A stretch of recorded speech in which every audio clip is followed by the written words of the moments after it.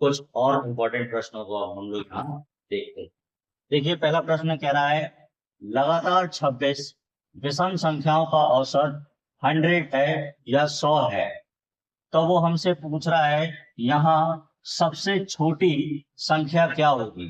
विकल्प हमें दिया जा रहा है, पहला विकल्प है 125, दूसरा है 52, तीसरा है 100 और चौथा विकल्प दे रहा है 75।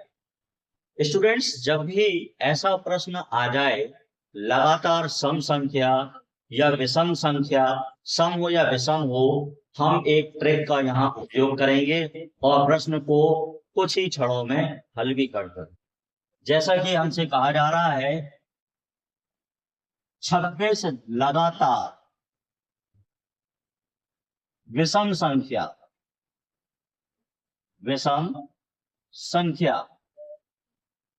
का औसत हमें दे रहा है 100।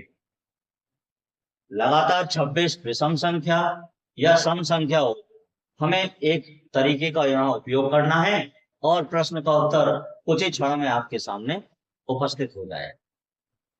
देखिए जैसा कि यहाँ दे रहा है लगातार 26 संख्या है और वो भी विषम है या सम है, इससे हमें कोई लेना देना नहीं है।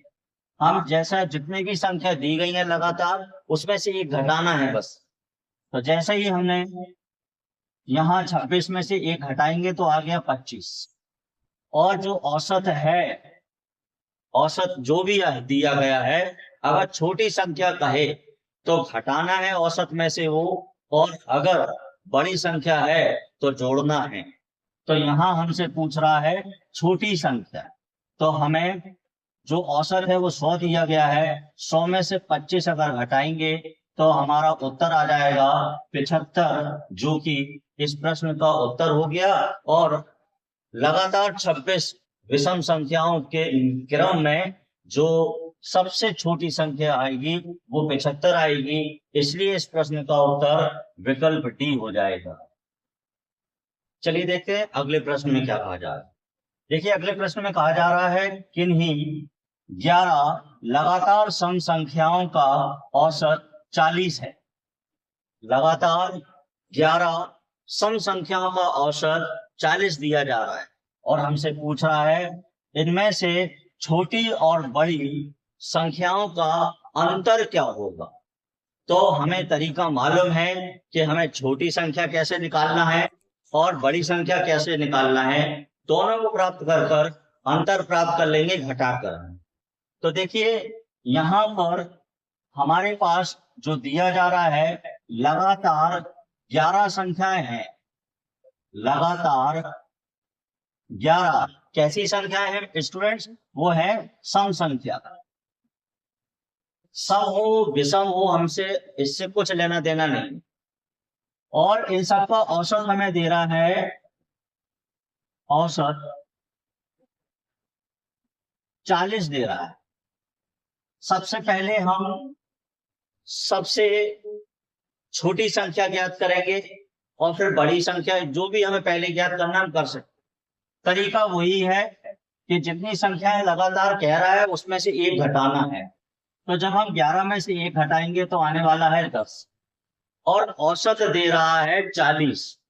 तो ये हो गया 40, ये है औसत। अब हमें अगर छोटी संख्या ज्ञात करना है, ये हो गया छोटी संख्या। छोटी संख्या ज्ञात करना है तो औसत में से जो संख्या है उसे घटाएंगे, तो ये 10 घटाएंगे तो यहाँ आ गया 30। छोटी संख्या आ गई 30 और हमसे क्या पूछ रहा है बड़ी संख्या। छोटी संख्या और बड़ी संख्या के बीच में अंतर क्या हो। अब बड़ी संख्या ज्ञात करना है तो बड़ी संख्या के लिए हमें जोड़ना पड़ेगा। तो जैसे ही हम यहाँ पर यह है 40 और हमारे पास अंदर निकल कर आया था 10, तो ये हम उसे जोड़ेंगे तो आ गया 50। तो बड़ी संख्या है 50 और छोटी संख्या है 30। इनका हमसे पूछ रहा है अंतर। तो जब घटाएंगे 50 माइनस 30 तो हमें अंतर प्राप्त हो जाएगा 20, जो कि इस प्रश्न का उत्तर होगा और हमारा उत्तर निकल कर आ गया प्रश्न में विकल्प ए। आइए स्टूडेंट देखते हैं अगला प्रश्न। देखिए अगला प्रश्न में क्या कह रहा है, किन्हीं 25 लगातार सम संख्याओं का औसत 40 है। किन्हीं 25 लगातार सम संख्याओं का औसत 40 है, तो संख्याओं का माध्य क्या होगा? लगातार 25 सम संख्याओं का औसत 40 है और माध्य पूछ रहा है। माध्य का मतलब होता है बीच की संख्या। जब भी ऐसा प्रश्न आ जाए, हमारा जैसा कि प्रश्न में कहा जा रहा है किन्हीं 25 लगातार सम संख्याएं हैं, तो 25 लगातार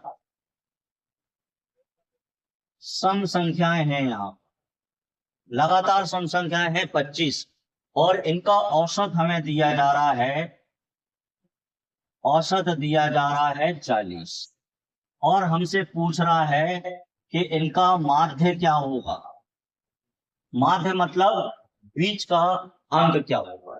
तो देखिए जैसे कि हम देखें कि औसत भी एक तरीके का बीच का अंक होता है, तो प्रश्न में ही इसका आंसर छुपा हुआ है। तो जैसा कि ये जो औसत है और यही इन संख्याओं के क्रम का माध्य भी हो जाएगा, तो हमारा जो माध्य है वो हो जाएगा औसत ही इसका उत्तर हो जाएगा 40।